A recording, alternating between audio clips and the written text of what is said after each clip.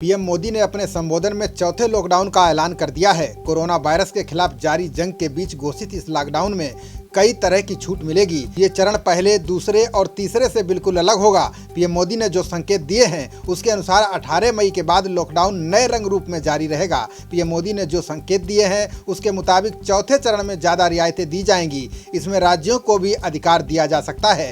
राज्य अपने हिसाब से लॉकडाउन के नियम तय कर सकते हैं। राज्य अपने हिसाब से कोरोना महामारी के खिलाफ लड़ाई की कार्य योजना बना सकते हैं। चौथे चरण में अर्थव्यवस्था को खोलने की कवायदें भी देखी जा सकती हैं। प्रधानमंत्री ने संबोधन में इस बात की पुष्टि कर दी है कि अभी लॉकडाउन नहीं हटने वाला है। पीएम मोदी ने कहा कि राज्यों से हमें जो सुझाव मिल रहे हैं इससे जुड़ी जानकारी आपको 18 मई से पहले दी जाएगी। माना जा रहा है कि कोरोना वायरस के बढ़ते प्रकोप के मद्देनजर देश को पूरी तरह से नहीं खोला जा सकता। यही वजह है कि अब चरणबद्ध तरीके से रियायतें और छूट का दायरा बढ़ाकर अर्थव्यवस्था को पटरी पर लाने की कोशिश होगी। इतना ही नहीं, इस बार राज्यों के सुझावों को ज्यादातर महत्ता दी जाएगी। पीएम मोदी ने कहा कि मुझे पूरा भरोसा है कि नियमों का पालन करते हुए हम कोरोना वायरस से लड़ेंगे भी और आगे बढ़ेंगे भी। राष्ट्र के नाम संबोधन से एक दिन पहले पीएम मोदी ने राज्यों के मुख्यमंत्रियों के साथ वीडियो कॉन्फ्रेंसिंग के जरिए बैठक की थी। इस बैठक में राज्यों को कोरोना लॉकडाउन को लेकर सुझाव देने को कहा गया।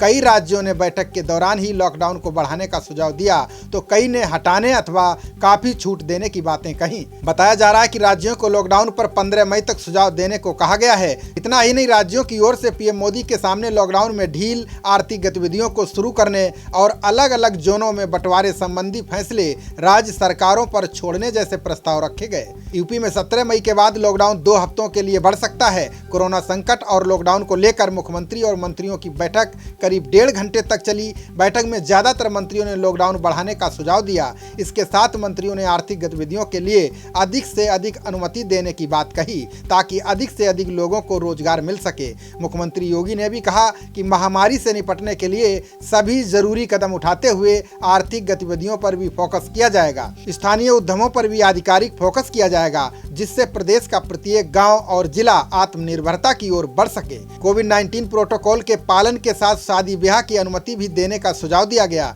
इस दौरान सीएम ने प्रभारी मंत्रियों से कहा कि वे अपने अपने जिलों पर लगातार ध्यान दें। बाहर से आने वाले प्रवासी श्रमिकों पर निगरानी रखी जाए, उनकी समस्याओं को प्राथमिकता के साथ हल करवाने में मदद करें। सीएम ने कहा कि लॉकडाउन के तीसरे चरण की समाप्ति से पहले केंद्र को सुझाव देने हैं, इसलिए ये बैठक की जा रही है। लॉकडाउन का चौथा चरण लागू होता है तो उसका क्या स्वरूप होगा, इस संबंध में विस्तृत सुझाव देने होंगे। भारत सरकार चाहती है कि लॉकडाउन के संबंध में राज्य सरकारें स्वयं निर्णय लें।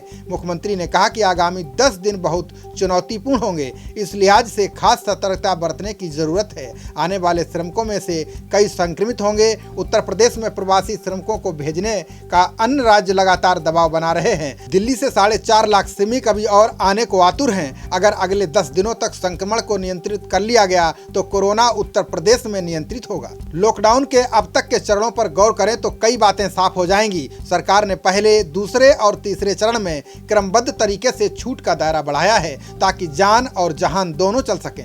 यही वजह है कि पिछले तीनों चरणों में मिली रियायतों को देखते हुए ऐसी संभावना जताई जा रही है कि लॉकडाउन 4 में सिर्फ रेड जोन, कंटेनमेंट जोन में ही सख्ती देखने को मिल सकती है। साथ ही रेड जोन का भी पुनर्निर्धारण किया जा सकता है और कई रेड जोन को ग्रीन या ऑरेंज जोन में बदला भी जा सकता है। ऑरेंज और ग्रीन जोन में जनजीवन को सामान्य करने के लिए और भी छूट का दायरा बढ़ाया जा सकता है। मुख्यमंत्रियों के साथ पीएम मोदी की बैठक से जो बातें सामने निकल कर आई उससे ऐसे संकेत मिल रहे हैं कि रेड, ऑरेंज और ग्रीन जोन के निर्धारण का अधिकार राज्यों को मिल सकता है। इसके अलावा राज्य में आर्थिक गतिविधियों को लेकर राज्य सरकारें फैसला ले सकती हैं। जिस तरह से राज्यों ने शराब की बिक्री पर फैसला लिया वैसे ही कई मसलों पर राज्यों को अधिकार दिए जा सकते हैं। लॉकडाउन 3 की तरह ही दफ्तरों को सीमित स्टाफ के साथ खोला जा सकता है। अगले चरण में इसका दायरा और भी ज़्यादा बढ़ सकता है। 25 मार्च के बाद से बंद पड़ी ट्रेनों को लॉकडाउन 3 के आखिरी चरण में खोल दिया गया है। उम्मीद की जा रही है कि अगले चरण में रेल सेवा में और भी रियायतें दी जा सकती हैं। ट्रेनों की संख्या बढ़ाई जा सकती है। ठीक इसी तरह घरेलू विमानों का परिचालन भी शुरू किया जा सकता है। बता दें कि कोरोना वायरस की वजह से पूरे देश में 25 मई से लॉकडाउन जारी है। देश में अब तक 3 लॉकडाउन हो चुके हैं। पहला लॉकडाउन 21 दिन का था जो 24 से शुरू होकर 14 अप्रैल तक चला। उसके बाद लॉकडाउन का दूसरा चरण 19 दिन था जो 3 मई तक चला। अब तीसरा चरण चल रहा है जो 17 मई को खत्म हो जाएगा और चौथा चरण शुरू हो जाएगा। मध्य प्रदेश सरकार ने भी लॉकडाउन को लेकर कुछ संकेत दिए हैं। इस बार कुछ और रियायतें मिलने की उम्मीद है। मुख्यमंत्री शिवराज सिंह ने 15 मई तक ग्रीन, ऑरेंज और रेड जोन के हिसाब से फिर से नई रूपरेखा अधिकारियों को बनाने के निर्देश दिए हैं। मुख्यमंत्री ने अधिकारियों से कहा है कि कोरोना संक्रमण को रोकने के लिए लॉकडाउन बना रहे, उसका स्वरूप अलग होगा। पूरे प्रदेश में रात्रिकालीन कर्फ्यू जारी रहना चाहिए। ग्रीन जोन में सभी गतिविधियां चालू रहें। ऑरेंज जोन में संक्रमित क्षेत्र छोड़कर गतिविधि चालू होनी चाहिए। रेड जोन में संक्रमित क्षेत्र और बफर जोन छोड़कर गतिविधियां सामान्य हो सकती हैं। मुख्यमंत्री ने कहा कि अभी कोरोना संकट कुछ और समय तक चल सकता है। ऐसे में हमें कोरोना के साथ जीने की आदत डालनी चाहिए। 2 गज की दूरी, मास्क का प्रयोग और पूरी सावधानियां रखते हुए एक तरफ कोरोना के संक्रमण को रोकना होगा तो दूसरी तरफ आर्थिक गतिविधियां भी करनी होंगी। शिवराज सिंह चौहान ने कहा कि कोरोना के बचाव के लिए हमें अपनी रोग प्रतिरोधक क्षमता को भी बढ़ाना होगा। आयुर्वेदिक दवाओं के प्रयोग से इसे बढ़ाया जा सकता है। प्रदेश में एक विशेष आयुर्वेदिक काढ़ा त्रिकुट के लगभग 1 करोड़ 75 लाख पैकेट्स वितरित किए गए हैं। इसके अलावा गांव-गांव में हमारे आंगनबाड़ी कार्यकर्ता, एएनएम, पटवारी, पंचायत सचिव लोगों को जागरूक कर रहे हैं। मुख्यमंत्री ने कहा कि इस समय केंद्र और राज्य दोनों पर वित्तीय संकट है, टैक्स नहीं आ रहा है। इसके बावजूद केंद्र सरकार ने राज्य को मनरेगा के 661 करोड़ और एनडीआरएफ की 910 करोड़ की राशि भिजवाई है। राज्य के लिए ये बड़ी मदद है। मजदूरों को लाने के लिए ट्रेन का 85% खर्चा केंद्र सरकार दे रही है। हमने प्रदेश में मनरेगा समेत विभिन्न प्रकार के निर्माण कार्य शुरू करके मजदूरों को रोजगार दिया है। छोटे कुटीर और ग्रामोद्योग को बढ़ावा दिया जा रहा है। खबरों का सिलसिला जारी रहेगा। देखते रहिए जनप्रवाद। नमस्कार।